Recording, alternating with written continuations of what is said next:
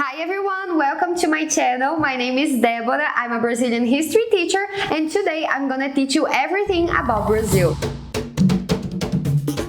We'll try to cover more than 500 years of history in like 15 minutes, so be patient, and if you want to learn more about it, I highly recommend you on watching the long version of this video. It is indeed very long. It is indeed a full lecture, and I can promise you that you will not be bored for a single second, okay? So to give you a little bit of context before starting, my name is Débora or Debra. I am 26 years old. I am Brazilian, born and raised here, never lived elsewhere in the world. I am a history teacher for high schoolers, and my specialty are the Brazilian tests to enter university. And teaching is not only my job, but it's my passion and my life purpose. So for more than 10 years, I've had this YouTube channel where I talk a little bit more about Brazilian history and post full lectures for free. So if you want to continue keeping up with my job, I would be very glad. And these two videos about Brazilian history are the first that I'm doing in English. I'm also very passionate about languages. I'm fluent in 5. I speak English, Portuguese, Spanish, Italian, and French, and I really like it. And the target of this video that I'm doing right now are foreign people that have any interest on Brazil or that want to visit Brazil, or people that want to learn more.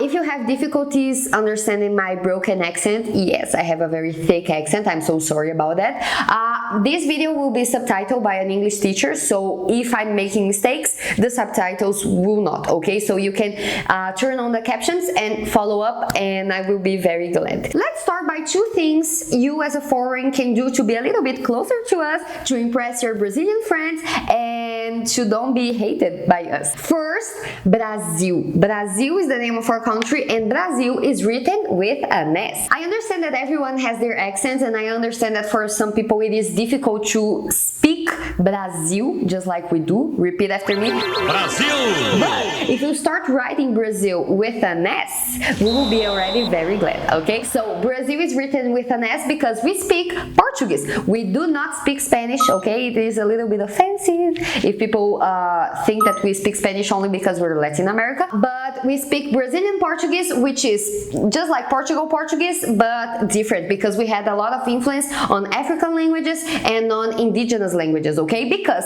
our story, the story of Brazil, starts way before the 1500s, which is when white people stepped up their feet here, okay? When the Europeans arrived, Brazil had already a population of more than 5 million natives, and more than 1,200 different languages were spoken throughout the country. Our native population was very culturally rich. They had their own religions, they had their own traditions, they believed to be one with nature, so this conserved very much our biodiversity, because different, for example, than the Christian mindset of God gave us the earth and the resources for us to use it, they thought that they were one, they were part of the environment, so they had to keep it. They had a more respectful way towards nature. They also had egalitarian societies. Men and women had different tasks regarding hunting, fishing, agriculture, but they formed egalitarian societies, and many cultural habits that we have to this day came from our indigenous roots. For example, the Brazilian obsession with hygiene. I don't know if you ever lived with any Brazilian. We are very obsessed about being clean all the time. We take at least 1 or 2 showers a day, and also because we live in a tropical country, it is hot here, and many people don't know that the majority of foods that literally stopped Europe from starving for many centuries are native of South America. So for example, corn, potatoes, manioc, tomatoes, even tobacco, all these things are native from South America. So a lot of cultural habits that we still have to this day came from our native population. And you may ask me, where are those indigenous people nowadays? Where do they live? Are they still there? So the answer is yes, but kind of no, because as I told you guys, when the Portuguese arrived, we had 5 million indigenous, 5 million natives living in Brazil, more than 1,200 languages spoken, but they literally genocided us. So our indigenous population was cut from 5 million to approximately 800,000 people. Nowadays, we have more than 1.5 million indigenous people living in Brazil, but from the more than 1,200 languages that were spoken here, we have kind of 270 that have survived to these days and are still struggling because they had to be registered and documented and everything. And to this day, our indigenous population struggles a little bit because politics and everything, people want to steal their lands. So it is very sad because we got genocided by the Portuguese, and they used three main tools to do this that were weapons, because we did not have fire guns. So when they arrived with gunpowder and everything, we had very little chance against the Europeans. Diseases, because we remember it's a time where vaccines, medicine, it's not a thing. So when they arrived bringing a lot of diseases, STDs, because a lot of women were raped. Yes, this happened. So a lot of people died from diseases. We have registries of literal tribes, complete tribes ending completely, everyone dying in a matter of months because diseases that our immune systems were not ready to bear. And cultural violence was also a weapon for the genocide, because in the moment the Portuguese arrived, they literally enslaved the indigenous. The indigenous were prohibited by law, by Portuguese laws. They were prohibited with penalties. They were prohibited to speak their own languages, to have their own religions. They were forced to convert to Catholicism. Remember that at the time, Luther, the guy that made the Protestant church, he was causing a lot of chaos in Europe. So the Catholics were very much threatened. So part of their plan to keep Catholicism as a powerful society, as a powerful institution, was to send a lot of missionaries to the Americas to convert people. And Spain and Portugal, that are the main colonizers of Latin America, they were very Catholic, and they are still to this day very Catholic. So a lot of missionaries were sent to Brazil and were sent to our neighbors here in South America. And that is why you can 100% affirm that the arrival of foreign people, the arrival of the Europeans to Brazil was completely catastrophic to us, okay? So let's talk a little bit about economics, because as Brazil was colonized, it means that Brazil had wealth to be exploited by other nations, in this case Portugal and also England. We'll get to that, okay? And the thing that you must know is that Portugal found out about Brazil in the 1500s. They stepped their foot here and said that it was their land and started slaving and killing the indigenous. But at that time, Portugal was making a lot of money in the Orient, because at the time they had a lot of commercial trades and stuff with the Indians and spices and all of that. So Brazil was more like a side hustle for them, because different from the Spanish that immediately found a lot of gold and silver in our neighbors. Literally, Argentina is called Argentina because of argento, which is silver in the periodic table. Different than our neighbors in South America, Brazil's gold was only found in the very end of the 17th century. Brazil's gold was only found in 1692. So in the beginning, Portugal was like, I don't care about this land because I make a lot of money from spices commerce in India. But if the Portuguese were not caring about us, the Dutch and the French were very interested in Brazil. In the very first years of Brazil being found out, the French and the Dutch already started coming here and making illegal trade with us, because as Brazil was a colony, we could not make commerce with other countries. But France was pretty much interested on Brazil wood, which is the thing that gives the name to our country. It is this tree that is called pau-brasil, or Brazil wood. And this is where the name of the country comes, because Brazil is an indigenous word, come from Tupi language, and it means red as amber, because the Brazil wood, if you cut the tree in half, inside the tree it is red. So the Brazil wood is very precious, not only because it is a high quality wood that can be used for boats and furniture and everything, but also because it can be used to make paint. So from Brazil wood, high valuable paint for fabrics and stuff was made. So Brazil wood was the first commercial good, I would say, that was taken from Brazil. And the French made a lot of illegal trade and illegal commerce of Brazil wood. And the French also realized that the Portuguese were mistreating very harshly our natives. So the French aligned with a lot of indigenous tribes, and they made full kingdoms in Brazil. They literally conquered Rio de Janeiro. They literally made a city that exists to this day that is called São Luís, in homage to their king Louis. So if you're French, I highly consider you going there. It's called São Luís. It is the capital of the state of Maranhão, and the city still has a lot of traits of the French colonization because it was created by the French. But not only the French, the Dutch. The Dutch made a very big occupation in Brazil for very little. I'm not here speaking to you in French or in Dutch. Oh, très chic. The Dutch stayed for many decades in Brazil. There was a full war to expel them from here. And if you're Dutch, I highly consider you going to the city called Recife, which is a very beautiful city, where you can see a lot of streets named after Dutch people, a lot of monuments, a lot of remains of the Dutch occupation, and also the first ever synagogue that was made in Brazil, because at the time a lot of people flying away, escaping religious persecution came here. So you can see the first ever synagogue to be made in our country. So because of those international invasions that we suffered, Portugal became to be more harsh with us and to put themselves out there. So let's talk a little bit about economy. What were the goods that Brazil had to be exploited? The first one ever was Brazil wood, that I already explained to you guys. We also had coffee, that to this day is a very important product for our economy. Sugar, that was also very, very big for many centuries, as sugar was very valuable in Europe. We also had cotton, rubber, and one of the most important, gold. Okay, so the topic of gold is very dear to me because I didn't say this before, but I live in a region, in a state in Brazil, which is called Minas Gerais, that literally stands for General Mines, because it was in my state that for the first time gold was found in Brazil. And my state was literally founded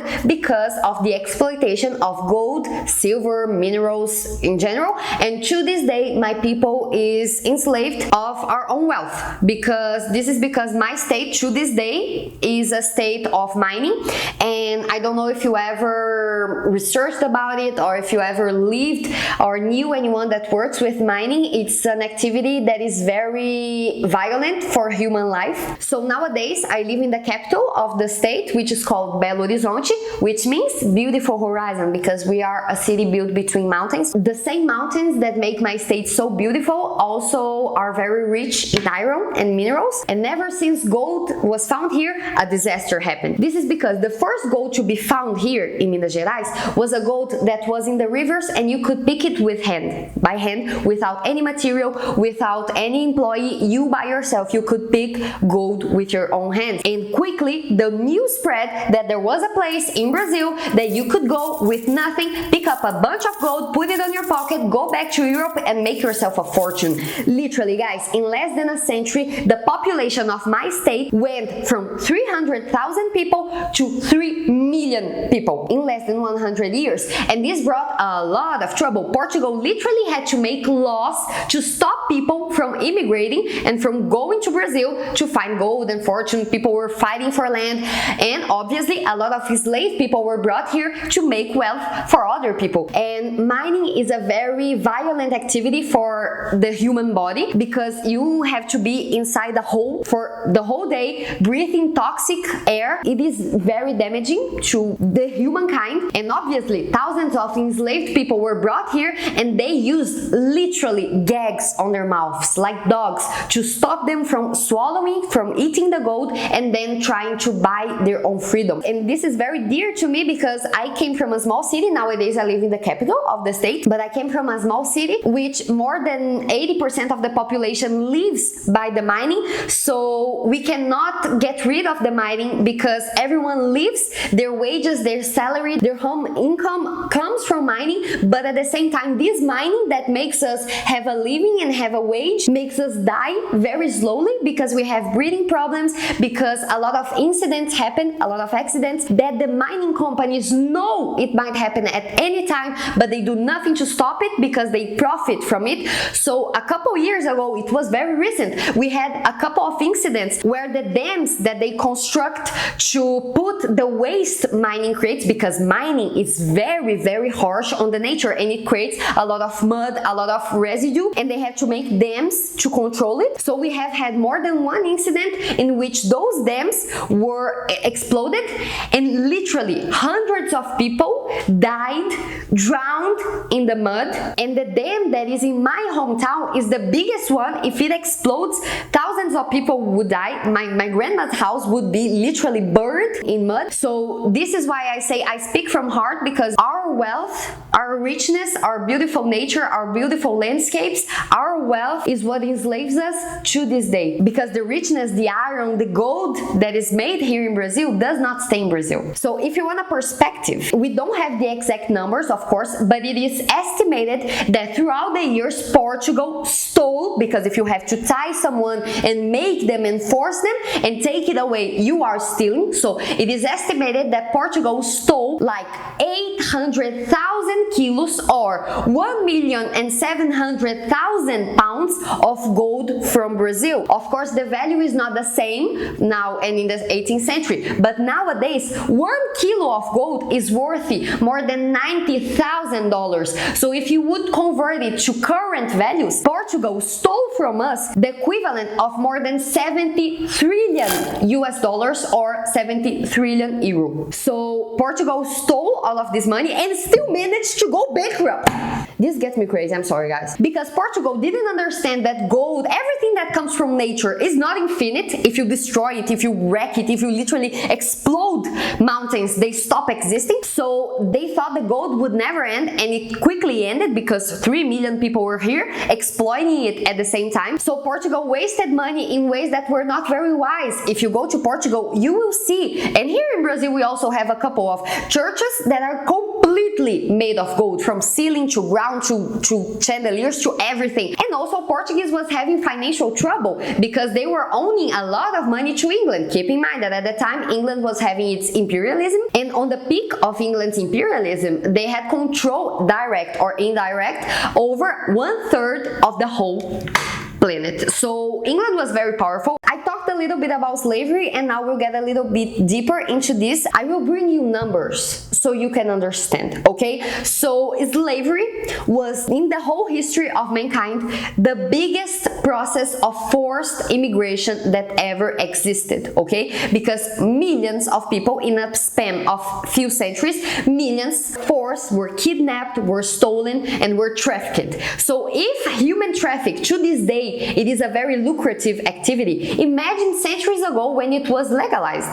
So Portugal many times earned more with the slave trade than with the activities that the enslaved people did themselves. And throughout the whole Brazilian history, we were always dependent on slave work, okay? All Brazilian richness, and consequently all Portuguese richness and all the European wealth, was built by black hands. And I say it to you without having a glimpse, because it is the truth. Enslaved people, they were stolen, bought, or anything from African countries and brought to America. And Brazil alone, Brazil received more than half of all enslaved people that were sent to America. It is estimated that we received more than 4 million people throughout the years. And Brazil not only kept slavery for almost 400 years, because indigenous people were also being enslaved at the time, as Brazil was the last country on the whole American continent to abolish slavery. We only abolished slavery in 1888. There's not even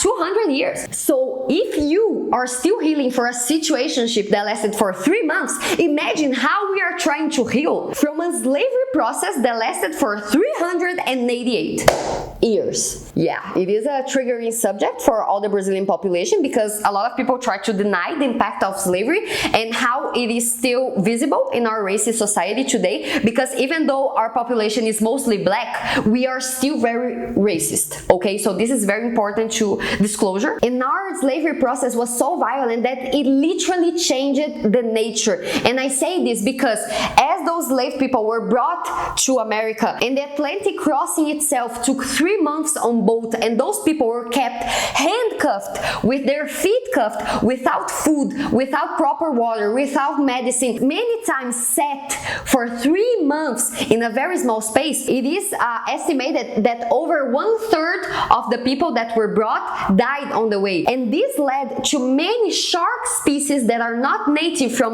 South America to start migrating because they knew that from those boats full of slave people, a lot of bodies were going to be thrown. So a lot of sharks started following those ships, and nowadays we have sharks here in South America that are not native to our coast. And obviously, if you are a black person and you manage to survive the 3-month trip, you would have to spend the rest of your life working effortlessly to create wealth for someone else and not you. Because here in Brazil, even if a slave person got the money enough to buy their own freedom, their master had to agree on giving it to them. Because legally, by our law, slave people were not people, they were objects. Objects that could be rented, sold, borrowed, raped. So this is brutal out there. And even after slavery ended, the government made a lot of efforts to widen up our population, because for many years, Brazil had more enslaved people than actual citizens. So when slavery ended, huge campaigns to incentivize people to migrate to Brazil from Europe started happening, especially because the Brazilian elite needed work labor to work on the coffee fields, and they didn't want to hire the ex-slaves because they didn't want to pay for people that previously were working for them for free, and also because the government was very interested in whitening up our population. So at this time, the Brazilian government started making propaganda for Germans, Italians, and other European countries for them to start coming there and creating colonies and creating villages and cities. And to this day, if you go especially on the south of Brazil, where the weather is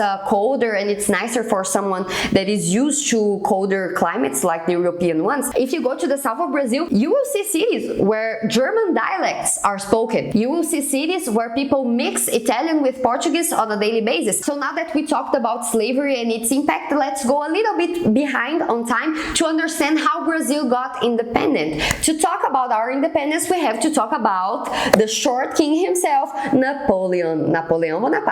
You probably heard from him before because he was a very important Frenchman that made a very big empire, created a lot of chaos in Europe because he conquered a lot of countries, and he was threatening to conquer Portugal, which led to the Portuguese royal family to escape to Brazil. Let's run away to Brazil. We don't have a choice.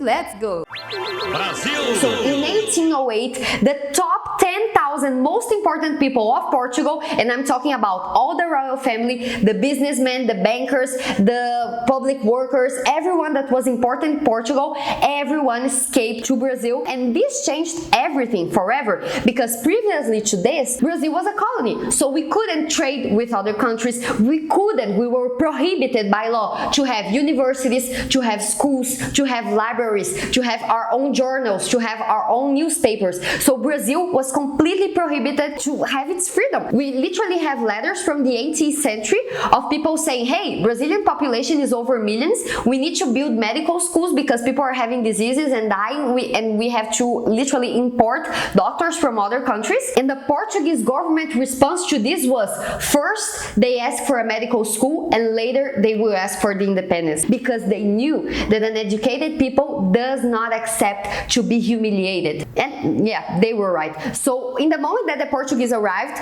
they needed to make space, because obviously 10,000 important Portuguese are arriving. They're not renting Airbnbs in the city. They're not staying in hotels. They're building palaces. So Rio de Janeiro was the capital and the most important city of Brazil at that time. And basically they expelled everyone, especially the poor people that lived in the city center, to make space for building palaces and universities and the botanical garden and a lot of things that you can visit. If you go to Rio de Janeiro and you go to the historical center, you will see all the Portuguese constructions that were made there. And those poor people that were literally expelled from their houses without compensation, they had to go for places where it was for free to live. And those places were the hills. If you ever went to Rio de Janeiro, you know Rio de Janeiro has a lot of hills. It's a city with ups and downs. And in those hills, a native flower that grows on those hills is a white flower that is called favela. So this is where the first slums start to be created in Brazil. And even after Napoleon was defeated in Europe and the Portuguese could go back to Portugal, they literally preferred to live in Brazil and continue living in Brazil for years. They only came back to Portugal because the Portuguese population made a rebellion because they wanted their royal family back, and this started a feud because the king of Portugal, that at the time was João or John VI, he went back to Portugal and he left behind his son Pedro or Peter, okay? So Pedro was left behind in Brazil to administrate the country, and his father went back to Portugal. And the rebellions were happening in Portugal. Pedro's father, João, was like, Pedro, please come back to Portugal, let's make Brazil a colony again. And he was like, no, I identify with these people, I want their freedom, and I want to be their emperor. So, long story short, our independence declaration was signed by his wife, by a woman that was called Leopoldina, and she became Brazil's first empress, and Pedro became Pedro I, or Peter I, the first emperor of Brazil. Of course, the Portuguese did not accept this. We had wars here in Brazil to fight for our independence, and I will highlight a very important character of this fight, that is Brazilian's Mulan from real life, because we had a woman that dressed up as a man to be able to join the army and fight for Brazilians' independence. She is called Maria Quitéria. After she was found to be a woman, she was allowed to enter the Brazilian army. She fought for us, and to this day she is the patronum, she is the head symbol of the Brazilian army. So this is very nice to mention. And after wars, conflict, and Brazil having to pay a huge compensation for Portugal,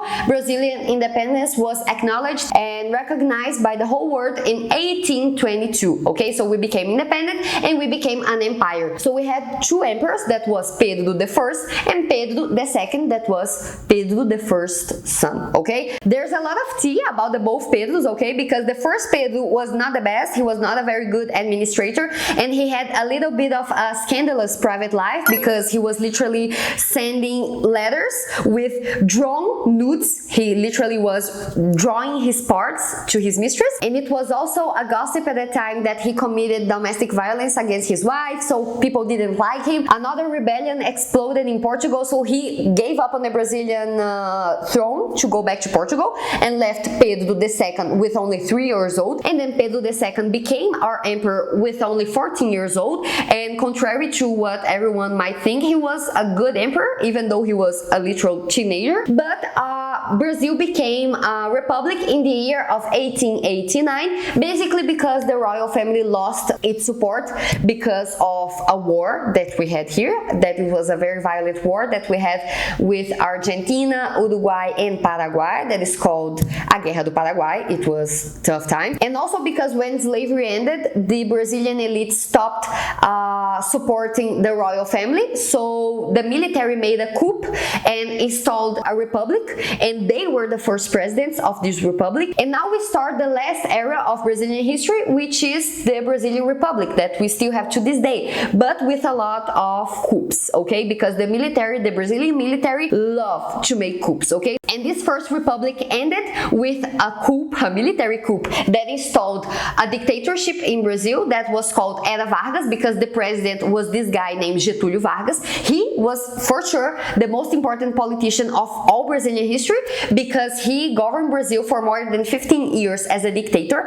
And while he literally complimented Hitler, Mussolini, prosecuted the communists in Brazil, killed a bunch of people, he also gave the workers rights and also created public education and public health system in Brazil. So he was very controversial. And between his dictatorship and the next dictatorship that we had, Brazil had a brief moment of democracy in which we had 5 presidents, one of them being Vargas, Getúlio Vargas, that made a very big comeback but left the government after he suicided. And his suicide letter was so emotional that led people to literally put fire on newspapers, buildings that spoke badly about him on the past. And at this time, at this democracy time that we had in Brazil, was also when our capital, our current capital, was made. As you may know, I don't know if you know, the Brazilian capital is not São Paulo or Rio de Janeiro. The Brazilian capital is a city more in the interior of Brazil called Brasilia, okay? So this city was built in the 60s during this democratic time,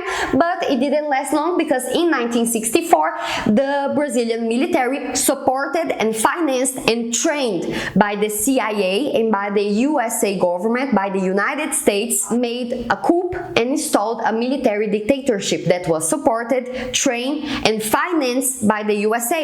And the USA installed at this time, in the 60s, 70s, and 80s, many dictatorships throughout Latin America. So we're speaking about Brazil, Argentina, Chile, Nicaragua, Uruguay. Many countries lived very violent dictatorships founded by the USA. And if you want to know more about it, I'd highly recommend you watching the Oscar-nominated Brazilian movie I'm Still Here, which is a very big reason of proud to us, because it is a very beautiful movie that portrays a family of a politician that was persecuted, tortured, and killed by our dictatorship, and the fighting that his family had for justice for many decades. So I highly recommend. And there are also many other movies nominated, awarded movies that portray other dictatorships that happened. So if you want to know more about it, I highly recommend you to research about it. And after the dictatorship ended in 1985, after many protests, after many people that literally died for our freedom, now Brazil went back on being a democracy, and this is the moment where we still live to this day, because Brazil is currently a republican democracy. So even though currently in Brazil, I'm talking about 2025, okay, even though we are currently very divided between people that are right-wing and left-wing, as many countries in the world are, we are still a democratic government. So we have elections, and we have justice, and we have workers' rights, and we have public universal health care, and we have a lot of good things. This is because our constitution that was made right after the dictatorship ended, our current constitution, is acknowledged internationally as being one of the longest and most complete constitutions ever to exist, because it is very clear about women's rights, indigenous rights, black people rights. It fights against racism and everything. So we try to correct the mistakes that we had in our past and the difficult times that we've been through. So this is basically where we stand, and that's basically it, guys. I'm so sorry for taking so long to this video. I said it was going to be brief, but I have a very difficult time on resuming what I have to say, and I hope that with this video you've learned something new. If you want to know more, I highly recommend you on watching my longer video about Brazilian history, because I get into detail on everything that I spoke on this video. We speak way more about the timeline and about presidents and about republic and everything. I hope to have fulfilled my word that you would not be bored for a single moment. Brazilian history is very rich, and it's very complete, and it's very beautiful. And if you like learning from me, please share the video for other people to understand more about Brazilian history, to learn something new. Like this video, follow me on my social media, and if you also want to support my job, you can also buy my Brazilian history course that is in Portuguese, but it is a very good course, so the links will be all in the description. Thank you very much for having interest in our culture, and muito obrigada a todos os brasileiros que estão compartilhando esse vídeo com os gringos, com os estrangeiros que vocês conhecem por aí. O objetivo do vídeo é justamente esse. If you watched the video until the end, leave on the comments you took her time. Leave this written, and I will know that you got to the end of the video, okay? And I hope to see you here in my channel in other opportunities, okay? Thank you, beijo!